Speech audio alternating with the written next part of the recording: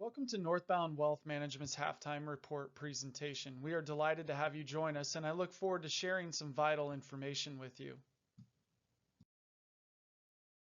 I want to draw your attention to these disclosures. Please take a few moments to review.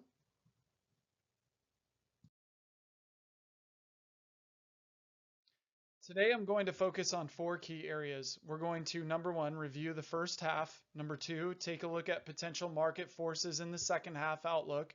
Number three, ask where are we now? And number four, the final point, to take a look at what's ahead for the second half of 2024. Let's begin by reviewing how the stock market performed during the first half of 2024. Here is a snapshot of the S&P 500 index performance from January 1st, 2024 to May 1st, 2024. The S&P 500 notched a solid gain supported by generally positive Q1 corporate earnings reports and news reports about how artificial intelligence was helping drive productivity gains. The first half was marked by three overriding themes: AI enthusiasm, inflation fears, and Fed signals. As monthly inflation reports gave mixed signals, the market looked for guidance from the Fed, which was balancing between how it had planned to manage inflation while acknowledging economic activity may lead to a change in short-term interest rates. During the first half, you may have heard the phrase Goldilocks economy, which suggests activity was moving forward at a not too hot and not too cold pace. We use a chart of the S&P 500 Composite Index because it generally is considered representative of the U.S. stock market. Index performance is not indicative of past performance of a particular investment.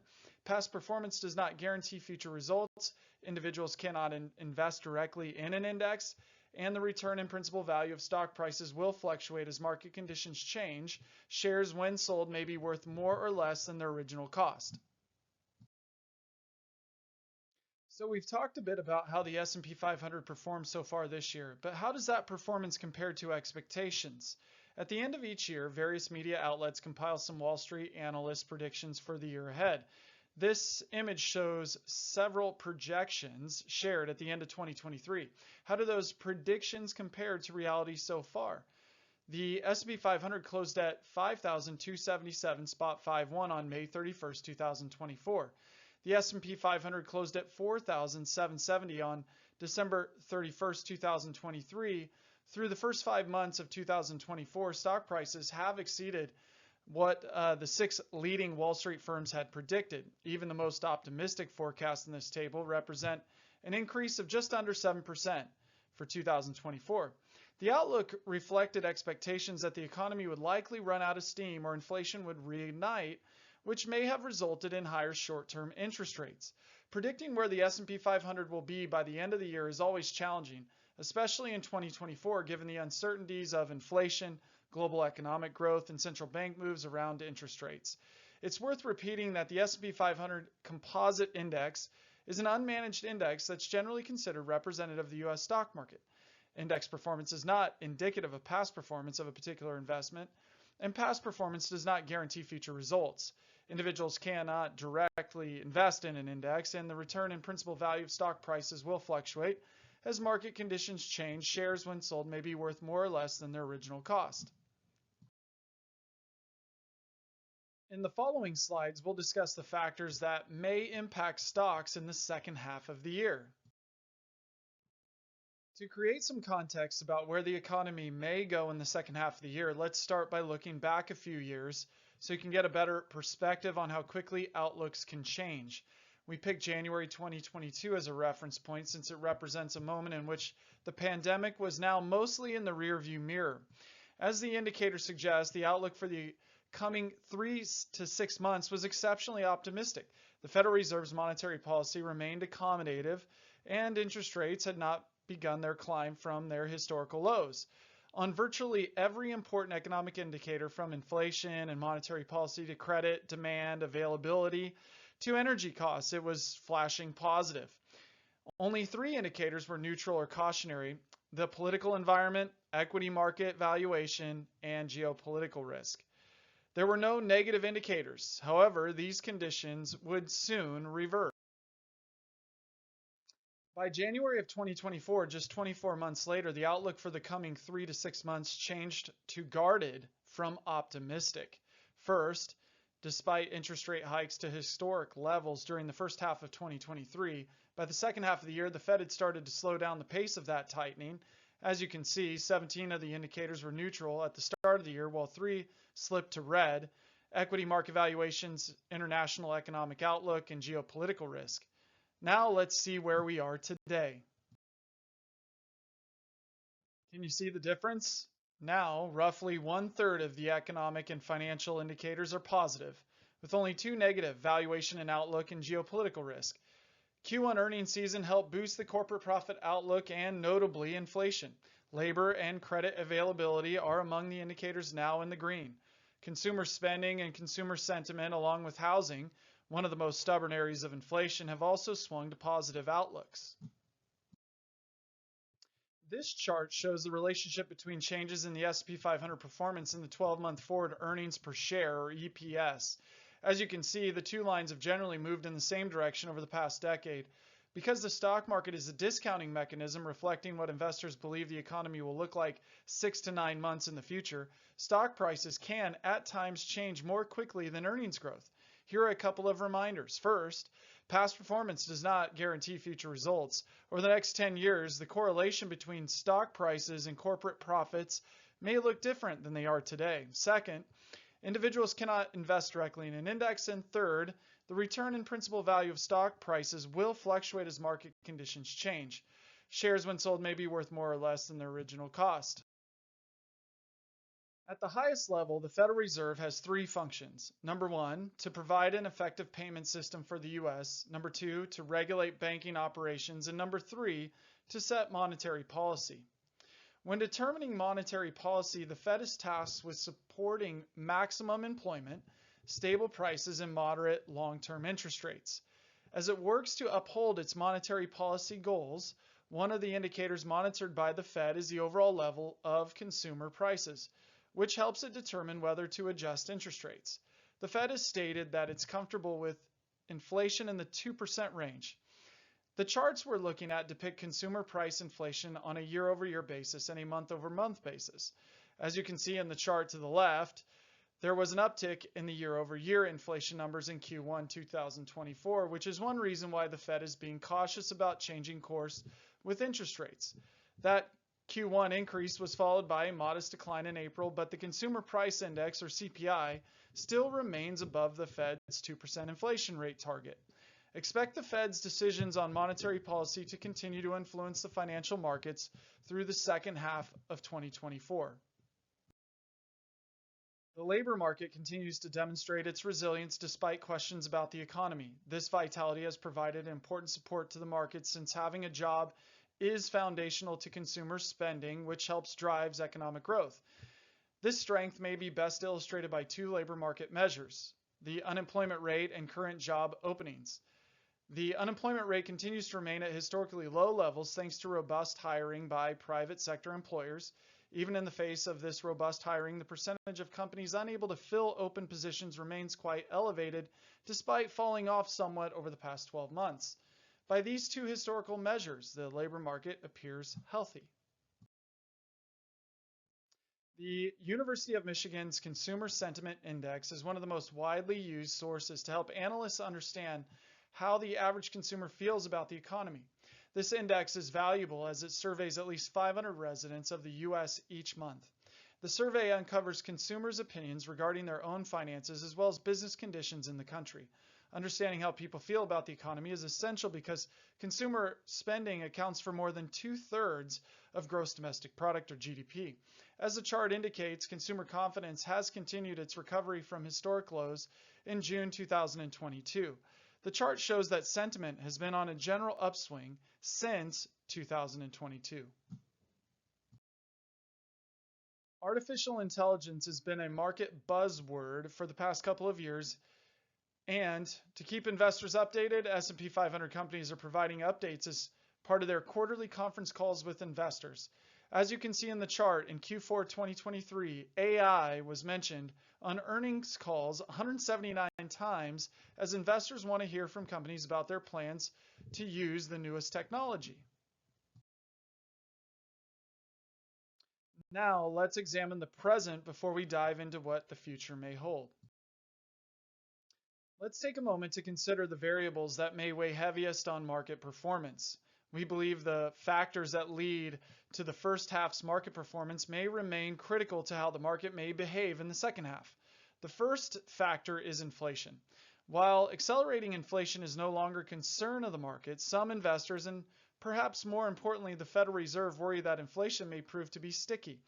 At these elevated levels, if inflation remains where it is presently, then it may influence the Fed's decision on short-term rates. Recession is still a possibility as the economy has shown signs of slowing. However, the U.S. economy has remained resilient, raising hopes for a soft landing. And if the economy slows too much, the Fed has stated it stands ready to cut rates to spur economic activity. If artificial intelligence continues to be a driver of stock market gains, particularly when companies discuss AI adoption into their operations, greater efficiencies, focused capital spending, and continued positive consumer sentiment are factors that would push companies to explore AI opportunities. Of course, no one can predict what will happen in the future, but we hope the following perspectives help you understand what we believe may be on the horizon. And finally, let's look at potential forecasts for the second half of the year. Economic growth may be an integral variable in how the markets perform in the coming quarters. To gain better insight into how economists think the economy will perform, we took a look at the May 2024 survey of professional forecasters conducted by the Federal Reserve of Philadelphia. Let's look at specifically at the consensus forecast for the three key economic factors that may drive much of the market's perception about the state of the economy: GDP growth, unemployment, and inflation. As you can see in the charts, the consensus view as of May 2024 is that the GDP growth is expected to be between 1.5% and 2.4% in 2025. Meanwhile, these professionals are projecting that the unemployment rate remains low at between 3.7% and 4.2% in 2025, and they expect inflation as measured by core personal consumption expenditures, or the PCE, to be between 2% and 2.4%. Remember, forecasts are based on assumptions and subject to revisions over time. Financial, economic, political, and regulatory issues may cause the actual results to differ from the expectations expressed in the forecast. Some market strategists look at the bottoms-up earnings per share to help set their price target for the S&P 500 index. When setting a bottom-up EPS, market strategists focus their attention on estimating earnings for all S&P 500 companies. By contrast, a top-down investing target price places a greater emphasis on macroeconomic factors when making an investment forecast. The chart shows the bottom-up EPS and the price of the S&P 500. A word of caution: at this type of analysis shouldn't be seen as a perfect predictor of stock price performance. In this chart, notice how stock prices have been trading or trending flat to higher, while corporate earnings are more mixed. When evaluating this chart, it's important to remember that the stock market is considered a discounting mechanism, which means that it's always looking forward. Put another way, the stock market's price today represents all available information about current and future events. How far forward is the stock market looking? Most would agree it's discounting activity 6 to 9 months into the future. So are stock prices seeing a turnaround in earnings? That's uncertain, and only time will tell. Here are a few things to keep in mind. First, past performance does not guarantee future results. Second, individuals cannot invest directly in an index. And third, the return and principal value of stock prices will fluctuate as market conditions change, and shares when sold may be worth more or less than their original cost. Considering the importance of corporate earnings to stock valuations, the big question for investors is, what can we expect for future corporate earnings? On an earlier image, it was clear that stock prices have trended higher in the first half of 2024 despite mixed reports on earnings. Market analysts expect all 11 market sectors to show earnings growth overall will slow up a bit in 2025.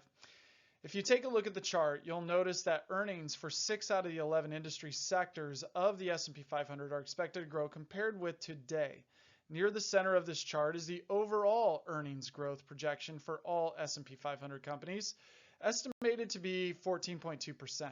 Some sectors are expected to do better, while others are projected to lag. Future progress on inflation may be a bit more difficult. One aspect of inflation in particular focus for the Fed as well as market analysts and economists is what is called sticky inflation. So sticky inflation refers to the components of the CPI or the Consumer Price Index that have historically exhibited greater rigidity or stickiness with respect to price changes. In this chart, 12-month sticky inflation is the orange line, while 12-month CPI is the gray line. Sticky inflation includes many service-based categories, including medical services, education, and personal care services, as well as most of the housing categories. Fed Chair Jerome Powell has often referred to stickiness in service-related inflation as one reason for remaining vigilant in the Fed's fight to lower inflation.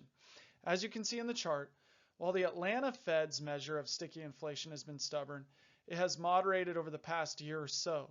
Needless to say, the Fed has much to consider as it evaluates monetary policy. Among the biggest questions investors have heading into the second half of the year are, will the Fed adjust interest rates before the end of the year? And does the Fed still see inflation as a threat? And if so, what areas of the economy?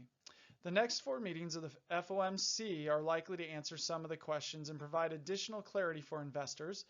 The FOMC is scheduled to meet 4 more times in 2024, July 30th and 31st, September 17th and 18th, November 6th and 7th, and December 17th and 18th. Typically, if the Fed is going to make an adjustment to interest rates, it will announce the change following their 2-day meetings.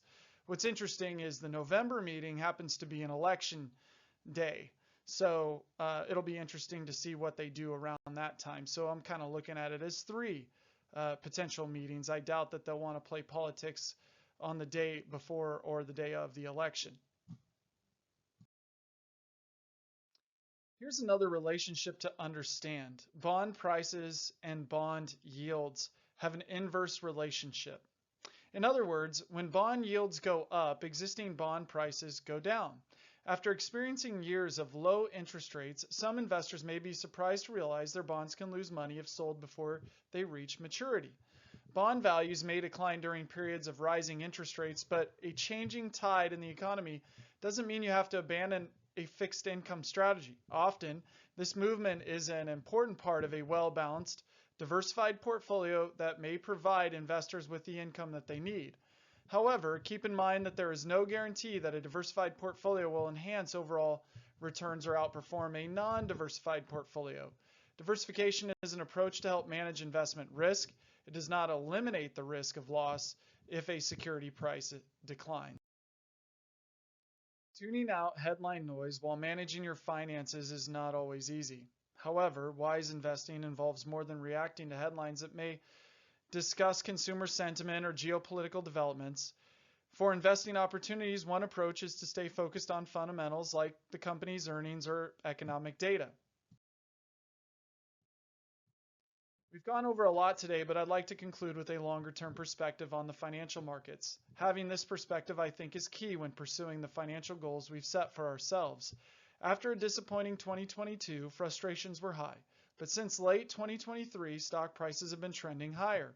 This chart shows an analysis of bull and bear markets during the period of May 26, 1970 to March 28, 2024. Here we see the average bull market lasts nearly 76 months. On the other hand, the average bear market runs a little over 15 months. As we can see above, the rewards of a growing and innovative economy often go to investors with the discipline to remain invested over the long term. Remember, investing involves risks, and investment decisions should be based on your own goals, time horizon, and tolerance for risk. The S&P 500 is an unmanaged index that's generally considered representative of the U.S. stock market.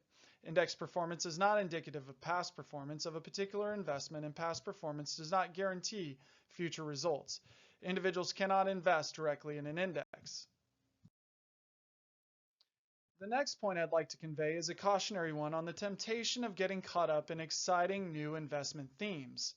This chart illustrates such exuberance happens from time to time. As you can see, faddish themes have occurred fairly frequently since 1970s, when gold rallied higher only to trend lower. These trends can develop in broad markets like Japan and Asia in the late 1980s and 1990s, or they can form in certain asset sectors, such as internet or biotech companies. The enthusiasm for artificial intelligence, or AI, started in late 2022 and continues to grow today. What I want to emphasize is the importance of following a long-term investment strategy and not getting sidetracked by fads. Does AI offer the potential of meaningful capital growth for investors in the years ahead? It may very well, but there are always ways to incorporate AI into an investment strategy that takes into consideration your goals, time horizon, and risk tolerance. Keep in mind that some of the investing fads you're looking at can be considered sectors of the stock market. And because of their narrow focus, a sector investing strategy tends to be more volatile than an investment strategy that is diversified across many sectors and companies. Sector investing is also subject to additional risks associated with a particular industry. Sector investing can be adversely affected by political, regulatory, market, or economic developments. We've gone through a lot of information here, and I'm sure many of you still have lingering questions. Remember, if you're wondering something, it's more than likely that someone else in the audience is too. So let me know how I can help you by reaching out to me at info@northboundwealth.com, info@northboundwealth.com, or contacting me at 317-399-1107, or through our website at www.northboundwealth.com. And you can go to our Contact Us page and send me a note there. As a reminder, you can always listen to the Northbound Wealth Podcast. It's updated weekly on Apple, Spotify, YouTube, or anywhere you listen to learn more about market insights and personal finance information. Thank you so much for your time today. As you can tell, I'm passionate about helping you understand the markets. For more information and timely updates, please follow us, Northbound Wealth, on social media and contact us anytime. We hope that you enjoyed the details we shared here today, and thank you for watching and thank you for listening. Take care.